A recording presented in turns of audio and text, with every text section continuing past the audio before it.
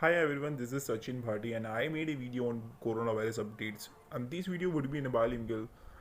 So coronavirus क्या है और इसके एग्जैक्ट सिम्टम्स क्या है, इसका नया नेम क्या दिया गया है, टोटल केसेस इंडिया और वर्ल्ड में क्या है, कितना खतरनाक है एक्चुअली कोरोना और इसकी सेफ्टी गाइडलाइंस इशू क्या किए government and finally rumours and facts क्या है। चलिए जानते हैं कोविड 19 के बारे में। एक्चुअली जब ये शुरुआत में आया था तो इसको नाम दिया गया था नोवल कोरोना। साइंटिस्ट को भी इसके बारे में ज़्यादा समझ में नहीं आ रहा था कि इसका नाम क्या रखा जाएगा और क्योंकि इसकी वैक्सीनेशन नहीं बन रही थी और ना ही समझ में आ रहा था, तो ये फाउंड हुआ था दिसंबर 2019 में वुहान चाइना से। एक्चुअली इसका जो नया नाम रखा गया है वो सार्स कोविड 2 रखा गया है और इसका जो डिजीज़ है अब वो कोविड 19 बोला जाता है। इंडिया और वर्ल्ड में केसेस डेथ और रिकवर्ड कितने हुए हैं? एक्चुअली में ये वर्ल्ड की रिपोर्ट है, पूरे वर्ल्ड में कितने केसेस हुए हैं और 34 लाख से ज़्यादा केसेस हो चुके हैं, 2,40,000 से ज़्यादा डेथ हो चुकी हैं और 10,93,000 से ज़्यादा रिकवर्ड हो पाए हैं। ये डिजिट्स बहुत बड़ी हैं एक्चुअली में। इससे पता चलता है कि कितनी बड़ी महामारी है पूरी दुनिया के लिए और इससे हमें कैसी सावधानी बरतनी होगी। एक्चुअली अब ये रिपोर्ट देखते हैं कि इंडिया में कितने अभी अभी रिसेंटली कितने केसेस हैं। 37,000 से ज़्यादा टोटल केसेस हो चुके हैं और 26,106 अभी एक्टिव है, मतलब कि अभी 10,000 ही रिकवर हो पाए हैं।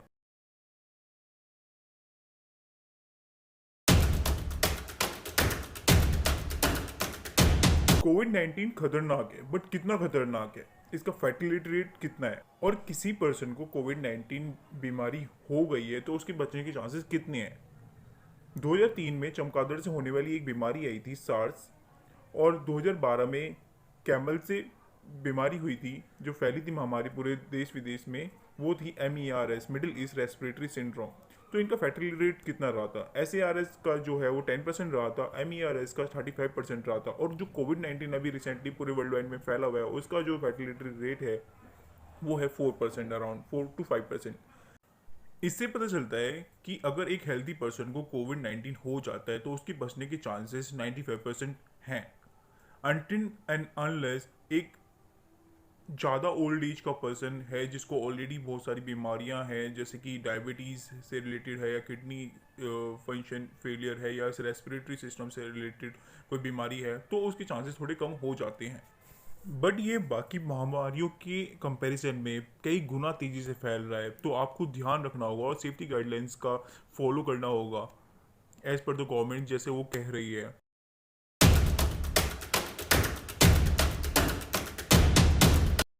रिसेंटली CDC ने 6 नए सिम्टम्स ऐड किए हैं।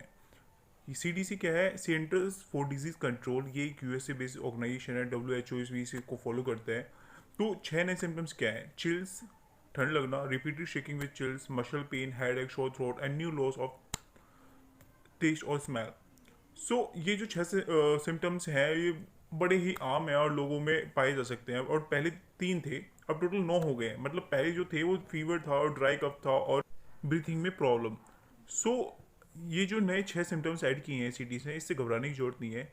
ये होता कैसे है कि आप जब ऑक्सीजन इनहेल करते हैं तो आपकी नॉस्ट्रिल के थ्रू जो ड्रॉपलेट्स जाते हैं, जो भी आपकी इन्फेक्टेड पर्सन आपके एरिया में आपके अराउंड में, और वो छींकता है और वो ड्रॉपलेट्स आपकी सांस द्वारा अंदर जाते हैं तो आपकी चेस्ट को वो फ्रीज कर देते हैं, लंग्स को फ्रीज कर देते हैं। घबराने की नहीं, ध्यान रखने की जरूरत है। स्टिल बुखार आना, सूखी खांसी आना और ब्रीथिंग में प्रॉब्लम आना, ये 3 मेजर सिम्टम्स हैं।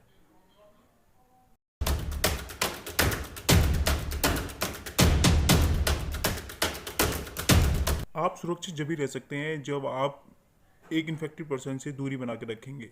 आप ये समझ के चलिए कि हर एक इंसान कोरोना से इन्फेक्टेड है और उससे दूरी बनाए रखें कम से कम 2 मीटर।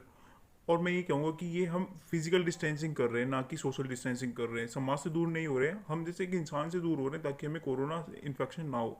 कम से कम अपने हाथ को 20 सेकंड्स तक धोएं किसी भी चीज़ को टच करने से पहले और टच करने के बाद। अवॉइड करें कि अपना फेस आप बिल्कुल भी टच ना करें, किसी के थ्रू ड्रॉपलेट्स जाएंगे और आपको बीमार कर देंगे। आप घर पे रहिए, अगर आप बीमार हैं और इमरजेंसी है तो डॉक्टर के पास ज़रूर विजिट करें और विजिट करने से कहीं भी जाने से पहले आप मास्क को ज़रूर वेयर करें। और ये एग्जांपल है हमारे देश में कैसे सोशल डिस्टेंसिंग और फिजिकल डिस्टेंसिंग मेंटेन की जा रही है। 2 गज दूरी बहुत ज़रूरी, वरना कोरोना नहीं है बहुत दूरी पर।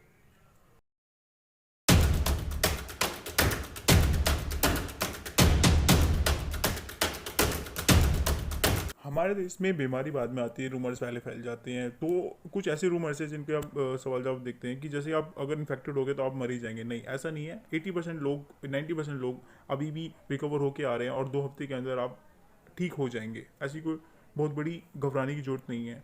अगर आप ल्यूक वार्म से या नमक के पानी से गार्गल करेंगे तो आप ठीक हो जाएंगे। नहीं, ऐसा कोई कन्विंसिंग एविडेंस नहीं दिया है WHO ने, और कहा है कि अभी तक कोई एविडेंस ऐसा नहीं है। ये बड़ा फनी सा है कि आप ड्रिंक करेंगे अल्कोहल तो आप प्रोटेक्ट रहेंगे कोविड-19 से। तो नहीं, ऐसा कुछ भी नहीं है। और एक बात ध्यान रखिए कि सैनिटाइज़र जो है वो alcohol based sanitiser, it doesn't mean कि आप कहीं सैनिटाइज़र ही खाने लगें। कृपया करके सेफ रहें और ऐसे रूमर से दूर रहें जो भी अनसेफ रूमर्स हैं। Can COVID-19 be transmitted through houseflies? As per the WHO straight no, but ये वायरल हो गया था बिकॉज अमिताभ बच्चन जी ने ये ट्वीट करके पूछा था क्वेश्चन, और सबको लगा कि ये सच है।